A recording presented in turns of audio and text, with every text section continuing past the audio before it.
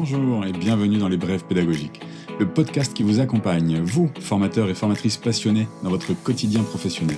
Je suis Gwenaël Masson, formateur de formateurs et formateur et médiateur en communication bienveillante depuis 2013. Toutes les 2 semaines, je vous propose une capsule courte et concrète, une astuce pédagogique, une anecdote de terrain ou un outil à expérimenter dès votre prochaine session. Parfois, je reçois un invité qui partage avec nous sa pratique, son regard, son énergie et ses outils et techniques pédagogiques préférés. Mon intention ? Vous inspirer, vous soutenir et nourrir ensemble une pédagogie vivante, humaine et engagée.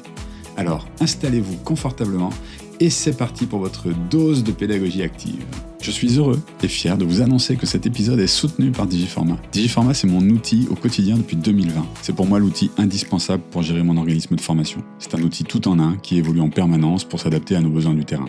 Formateur indépendant ou gros organisme de formation, c'est vraiment l'outil adapté à toutes les tailles de structure. Digiforma me permet de faire mon suivi commercial. Il est lié à mon site pour les inscriptions en ligne et je gère tout mon administratif de la formation avant, pendant, après. Digiforma me propose en plus un LMS intégré. Mes apprenants, ils adorent. Moi, je dépose à chaque fois sur leur espace personnel les supports pédagogiques, des activités en e-learning et tous les documents que l'on a pu co-créer pendant les formations. C'est vraiment, je trouve, l'outil idéal au niveau temps administratif et pédagogique. Et aujourd'hui, c'est mon outil principal et en plus, j'adore l'équipe. Alors, je suis vraiment fier qu'ils aient accepté de soutenir mon podcast. Et si jamais vous voulez découvrir l'outil, contactez-moi pour bénéficier d'un mois offert et je serai ravi de répondre à vos questions et de vous partager mes astuces d'utilisation. Bonjour et bienvenue dans ce nouvel épisode des Brèves pédagogiques. Alors aujourd'hui, une question simple.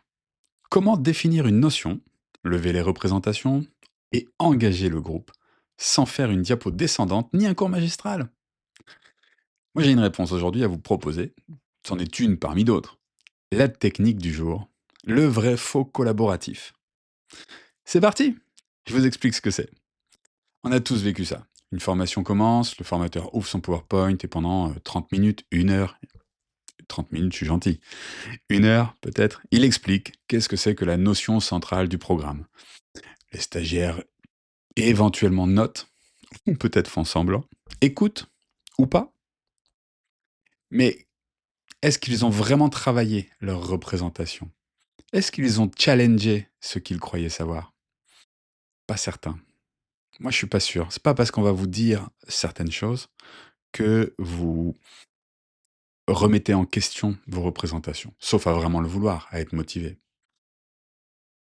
Pourquoi? Parce que je pense qu'ils n'ont pas eu à penser. C'est-à-dire que nous ne les avons pas mis en posture de réfléchir. Et c'est là que le vrai faux collaboratif change radicalement la chose. Le principe est simple. Vous préparez à l'avance une vingtaine de cartes plastifiées. Sur chaque carte, une affirmation sur la notion que vous allez aborder. Certaines sont vraies, certaines sont fausses. Et quelques-unes sont dans le flou, la nuance. Voilà, c'est nuancé, intentionnellement d'ailleurs.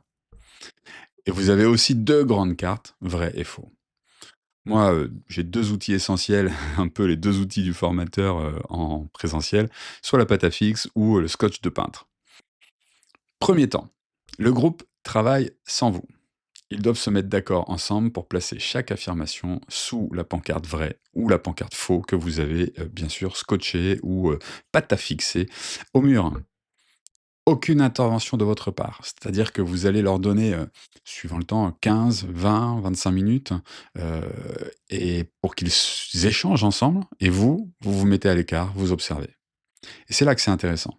Parce que les échanges, qu'ils vont avoir entre eux, révèlent leur propre représentation, leurs croyances ou leurs certitudes sur le sujet et parfois créent des désaccords.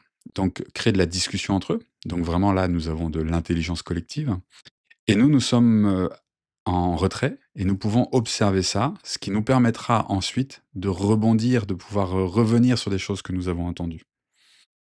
Le deuxième temps justement, c'est ça, c'est le débriefing. Heu, moi j'aime bien faire en fait, au moment du débriefing, souvent j'aime bien leur dire, plutôt que de leur dire, il y en a qui sont vraies, il y en a qui sont fausses, c'est, je vois dans la colonne vraie, je vois dans la colonne faux ou certains, parce que j'adore ça, mettent des cartes au milieu. Je leur dis: «Bah là je vois X erreurs». Donc je leur annonce le nombre d'erreurs. Et je leur propose, je leur dis bien, je corrige pas, je leur propose, bah, d'après vous, quelle carte, déplaceriez-vous d'une colonne à une autre? Et qu'est-ce qui vous pousse à faire ce choix-là? Et c'est là que ça va déclencher aussi le dialogue, en fait, avec le groupe, avec la personne qui propose. Et c'est là que la réflexion commence à évoluer encore un peu.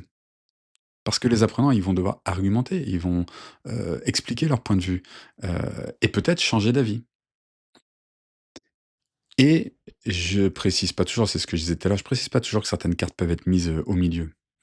Et j'adore quand le groupe le fait spontanément et sinon c'est moi qui peux pouvoir l'amener en fait en donnant de la nuance. C'est-à-dire que ce n'est pas forcément binaire, il n'y a pas que du vrai ou du faux. Et c'est là aussi que c'est intéressant parce que cette nuance, c'est ce qui va aider des fois certaines personnes justement à remettre en cause un peu, leur propre représentation. Ils vont accepter cette remise en cause parce que ce n'est pas binaire. Pour moi, les bénéfices de cette technique sont multiples. Ça crée de la collaboration dès le début de la formation, ça favorise la co-construction des apports, ça positionne le formateur en posture plutôt de facilitateur et pas en sachant, et ça c'est très important, et nous-mêmes ça nous place, on prend déjà cette posture, c'est-à-dire qu'on se met un peu en retrait. Et puis elle est adaptable à n'importe quel sujet. Moi je le fais sur, la communication bienveillante, mais on peut le faire sur plein d'autres sujets, où on peut choisir donc des affirmations sur un sujet, le vrai faux, et je crois que c'est quelque chose de très important. Et 3 choses pour moi à retenir de cette technique. Un, c'est vraiment de laisser le groupe travailler seul d'abord, mais vraiment, on se met en retrait. La richesse, ça vient de leurs échanges. 2, on ne corrige pas, mais on questionne. Qu'est-ce qui vous pousse à penser ça?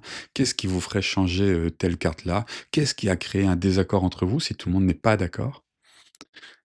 3, cette technique marche sur tous les sujets, à condition qu'on a préparé les bonnes, enfin des affirmations, je dirais bonnes affirmations. Des affirmations, enfin, dans bonne affirmation, j'entends par là des affirmations qui font réfléchir.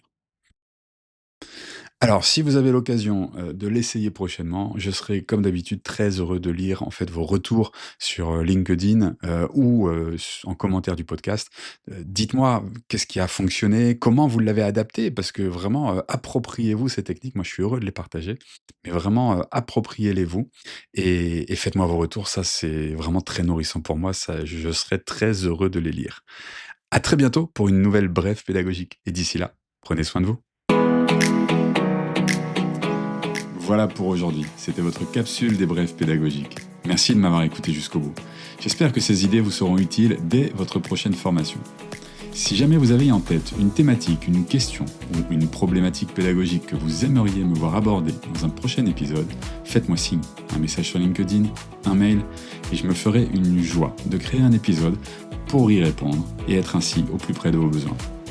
Si cet épisode vous a plu, pensez à le partager autour de vous et à vous abonner pour ne rien manquer.